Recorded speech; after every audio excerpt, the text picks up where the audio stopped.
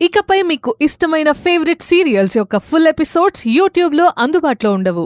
కేవలం సన్నెక్స్లో మాత్రమే ఫ్రీగా చూడొచ్చు. అతనికి మిత్రా కరుణాకర్ అంటే అంత నమ్మకం. ఆ నమ్మకాన్ని మనం లాభంగా మార్చుకోవాలి. చేజారిపోయిన మన బిజినెస్ని మళ్ళీ మొదలు పెట్టాలి ఆకాష్. అలా జరగాలంటే మన వాళ్ళు కొంతమంది ఆ గార్మెంట్ కంపెనీలో చేరాలి. తర్వాత ఏం చేయాలనేది మన వాళ్ళు చూసుకుంటారు. అలాగే అన్నయ్య, నాకు కొన్ని రోజులు టైం ఇవ్వు. మన మనుషుల్ని కంపెనీలో పెడతాను. దీనంతటికీ కారణమైన ఆనందిని ఏం చేయాలనుకుంటున్నావు? ఆనందిని పైకి పంపించడానికి ఒక ప్లాన్ వేశాను. జస్ట్ మిస్ అయింది. నెక్స్ట్ టైం మిస్ అవ్వదు. తప్పకుండా ఆనందిని లేపేస్తా. దాని చావు మామూలుగా ఉండకూడదు ఆకాష్.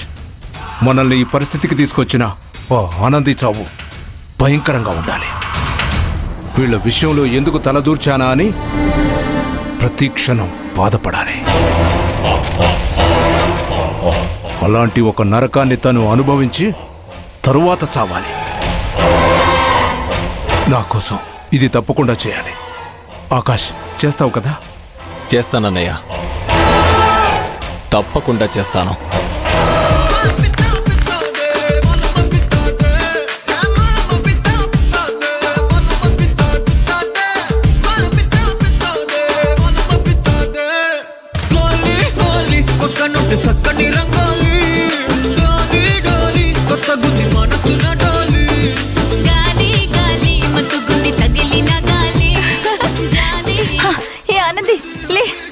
నెక్స్ట్ నువ్వే డాన్స్ చేయాలి. నేనా? ఇటువంటి డాన్సులు నాకు రావు. మరి నీకు ఏ డాన్స్ వచ్చో అది చెయ్యి. నువ్వు చెప్పావనే నేను డాన్స్ చేశాను. ఇప్పుడు నేను చెప్తున్నా, నువ్వెళ్ళి డాన్స్ చెయ్యి. నువ్వు అంతగా అడుగుతున్నావు కనుక నాకు మా ఊరి మా స్టెప్స్ తో డాన్స్ వచ్చు. మాకు కూడా అదే డాన్స్ కావాలి. పద రా.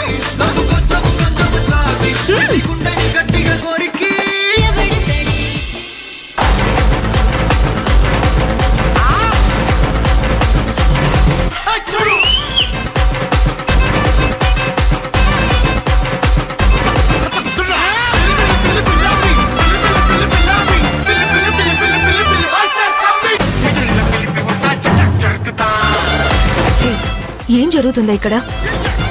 కనిపించట్లేదా మిత్ర? Village mass dance.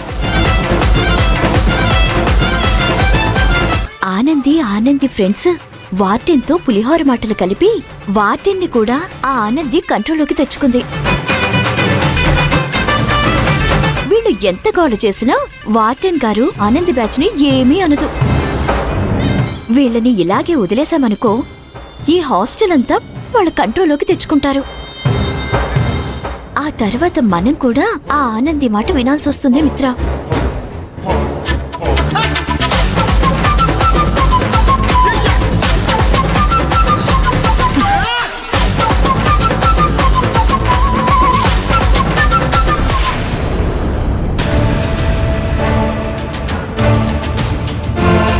ఇప్పుడు టీవీ ఎందుకు ఆఫ్ చేసావు నువ్వు?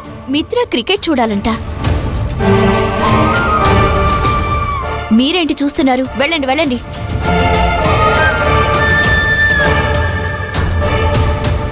మీరేంటి, మీకు సెపరేట్ గా చెప్పాలా? వెళ్ళండి.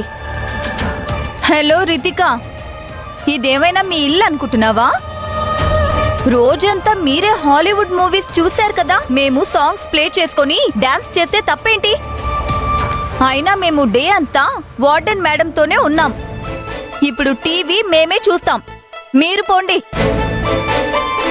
ఓ, వీళ్ళు ఆ వార్డెన్ కింద పని చేసే అలగా జనం అంటలేవే. వాళ్ళ కింద పని చేసి చేసి పాపం అలసిపోయారు. ఏంటి మిత్ర, ఎవరిని అలగా జనం అంటున్నావు? ఎవరినో ఎందుకంటాం? మిమ్మల్నే సర్వెంట్స్ మేడం. మీరు మీ అలగా పనులతో వార్డెన్ని భలే మాయ చేశారు. ఏయ్ డయానా, మాటలు జాగ్రత్తగా మాట్లాడు. మేము లీవ్ రోజే హాస్టల్లో ఎంజాయ్ చేస్తున్నాం. నీకు ఇష్టం వచ్చినట్టు మాట్లాడితే ఊరుకునేది లేదు. ఏంటి పల్లెటూరి దానా? ఏం చేస్తావు? ఏమైనా చేస్తాము. గుర్తుపెట్టుకో, మాతో పెట్టుకోవద్దు. ఇప్పటి వరకు నీకు మాటలతో చెప్పాను, ఇకపై చెప్పను. వెళ్ళిపో. నువ్వు ఉండు ఆనంది. వెళ్ళకపోతే ఏం చేస్తారో చూద్దాం. ఏంటే మాటలు ఓవర్గా వస్తున్నాయి? ఏం చేస్తారు? చూద్దామే. మేమిక్కడి నుంచి వెళ్ళము. టీవీ పగిలిపోయినా పర్వాలేదు, మేము మిమ్మల్ని టీవీ చూడనివ్వం. మేము హాస్టల్లో ఫీజు కడుతున్నాం. నెలకి 4,000 కట్టే మీకే అంతుంటే 10,000 కట్టే మాకెంతుండాలే? రెంట్ ఎంత కడుతున్నాం అనేది కాదు ఇక్కడ మ్యాటర్. ఈ ప్లేస్ అందరికీ కామన్ అనేది ముఖ్యం. మీరు రెంట్ ఎక్కువగా పే చేస్తున్నారని వార్డెన్ మీకేమైనా సెపరేట్ గా రాసిచ్చిందా? ఏంటే నిన్న మొన్న పిల్లిలాగా అలా సైలెంట్ గా వస్తూ పోతూ ఉండేదానివి, ఈ రోజు ఎక్కువ మాట్లాడుతున్నావు. ఎక్కువగా మాట్లాడుతుంది నువ్వు. ఈ రోజు ఏమైనా పర్వాలేదు, టీవీ మీకు ఇచ్చే పనే లేదు. ఏం మాట్లాడుతున్నావ్? ఏంటి? ఆ? ఏంటి? ఏం మాట్లాడుతున్నావ్? ఆ? ఏంటి? ఏంటి? ఏంటి? పిచ్చి పిచ్చిగా ఉందా? Stop it, stop it I say.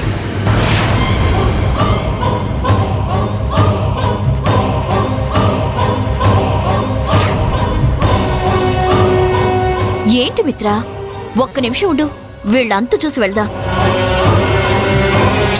వద్దు, రండి వెళ్దాం. ఈ గల్లీ గ్యాంగ్ బాగా ఓవర్ చేస్తుంటే వెళ్దాం రావే అంటావేంటే? చెప్తున్నా కదా, పదండి. పదండి.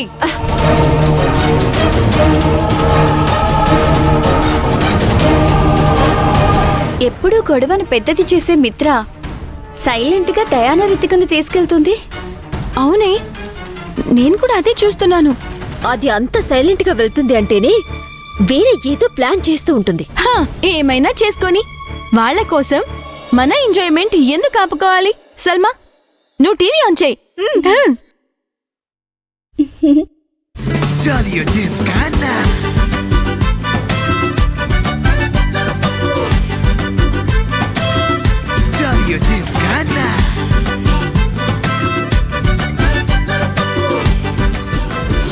ఏంటి మిత్రా, మమ్మల్ని సైలెంట్ గా తీసుకెళ్తున్నా?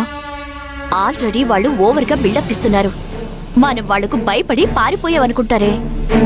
అవును మిత్ర, వాళ్ళకి మనం భయపడ్డామనుకుంటూ ఎలా ఎంజాయ్ చేస్తున్నారో చూడు.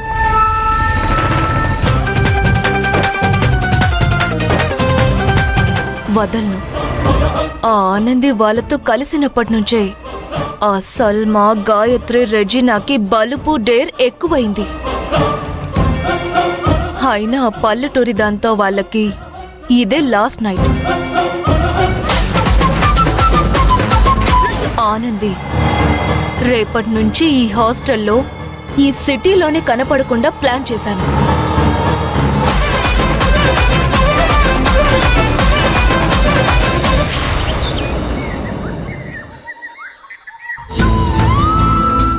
రెండు తరాలుగా మేమిక్కడే ఉన్నాం.